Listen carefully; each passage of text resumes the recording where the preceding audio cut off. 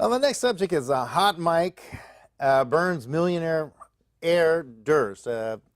Durst's worth was 80 or 100 million dollars. Inherited a lot of money. Came from a rich family. Also, I think did some real estate business. And who's recently doing an HBO documentary. So, Tierney, why don't you tell us a little bit about that documentary? So the documentary, pretty explosive. It aired this year, 6 parts. Basically, it follows the 1982 disappearance of his wife, the shooting of Susan Berman, his old college friend in Beverly Hills, and the brutal slaying of a Galveston, Texas neighbor that he was living with. Strangely enough, here he is, a millionaire living in a $300 apartment Galveston home, dismembers his body, admits to it. He agrees to go on TV just to kind of like clear his name and kind of have his side of the story shown, but the whole thing kind of blows up in his face because he ends up having a hot mic at the end of the documentary, admits in the bathroom, yes, I did kill all of them. Yeah, meanwhile, he's gone away with all of it so far. Wait a minute, was he talking to himself when he admitted this? Yes, he was rambling by himself. He's like, oh shoot, they yeah, he just was showed in up the some bathroom. evidence. Apparently, he was using the facilities there and relieving himself. And he said, I think the interview had brought up the Beverly spelling, because he had left a little note for the police, or they alleged he left a note for the police at the Hollywood murder, or at the Beverly Hills murder, right? So yes. And that had come up that this kind of matched your writing. It was a misspelling of Beverly. And so I think he's kind of mumbling about that. And he said, what the hell did I do? Killed them all, of course. And he kind of had a hot mic on. He forgot he had the mic on.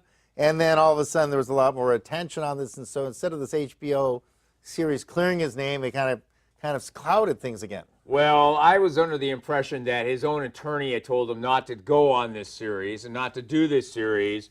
And I believe that, in my opinion, this person was so arrogant that he just felt as though that I'm going to get away with anything that I do. Mm-hmm. And the question about whether or not he was involved with murders was answered in Galveston when he literally used a self-defense defense in court after he chopped a body up and then tried to throw the parts away in the Galveston Bay. I don't know about you, Mark, but in my years as a criminal defense attorney, the last person I'd want to try to say that it was self-defense is somebody that chopped the body up and where the head was missing. What about you, Mark? What do you feel about that? What the defense said on that is that he had an altercation with the next-door neighbor, that he killed him in self-defense, and then he panicked and he chopped the body up in a panic. Well, I don't know about you, Tierney, but I don't know, would that be a normal course if you felt that you had to shoot somebody in self-defense, that you would automatically turn to chopping the body up as some type of vindication for your self-defense? No, and I think, yeah, he did freak. He, in court, kept saying he can't remember even doing it, chopping up the body. He just, it was a methodology type thing. And he, there was a New York Times headline that was so funny. And New York Times isn't funny with their headlines usually, but it said something like, Durst, who cuts up body, is, not guilty.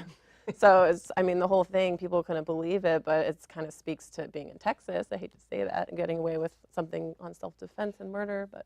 Well, I don't know if there's anything particular about Texas about it, but it seemed like it was a pretty good defense. And that, but then he went and did this HBO show, The Jinx, The Life and Deaths of Robert Durst, which maybe wasn't the smartest thing to do. Now, the thing is, the first person that we know about her was the wife, Kathleen Durst. And how did she meet her end? What happened to her? Was she shot? So they never found a body. Okay, so we don't know. Okay. He was the last person, apparently, to see her alive. He dropped her off at the subway station or something, the train station or something. Right. They had a house in New York, and then she was going to head back to their house in Manhattan, and he dropped her off. This is what he claims. Dropped her off at the train station. I guess the family kind of fed some information to the media saying that the doorman saw her arrive. Later, a PI found out that that was never the case, so that he was basically the last one who saw her alive. So they never found the body on that one. Yeah. Right. Which bay was that near? No, she's still riding the train. She's on the train somewhere. Okay, and so the next one, then Berman. Now, tell us a little bit about Berman. Why do you think Berman might have disappeared? So he then was the case was reopened in 2000 of the disappearance of Kathleen Durst. And so, jump forward 20 years, and apparently a DA in New York was headed to Beverly Hills to interview this woman, Susan Berman, who he was college friends with. And she apparently knew some information about Kathleen's disappearance. And so right before they were going to interview her, she died. She was executed in the back of the head. Yeah, and wasn't that? And then that was the one. And where was the location? That was Beverly Hills, and that's where they found the note. And who was the DA? What was that DA? Judge Janine Pirro, who actually has a television show and was a famous judge and famous prosecutor, extremely successful and very aggressive. And I think in her opinion, she said Robert Durst killed every person that he's ever been accused of, and probably more that they don't know about. So it was actually she was about ready to take a flight out to Beverly Hills to interview Ms. Sherman, and mysteriously he was also in California at the time. And he was in California at the same time. Durst was in California. Yeah, and upstate. Mysteriously, she was shot in the back of the head before that interview took place.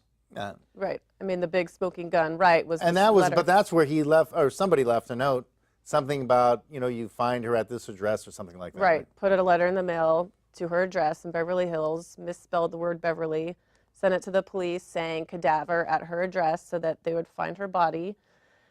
Years later, this is actually during the documentary, they discover this. And I think that's what might have triggered this muttering. Right. So they find a letter with these notes, that Durst had written to Susan a couple of years back. Just an innocent letter, a check or something, and he had misspelled Beverly. Yeah. So that basically is it. That if you don't spell correctly, if you don't use spell check, you can get a lot of trouble.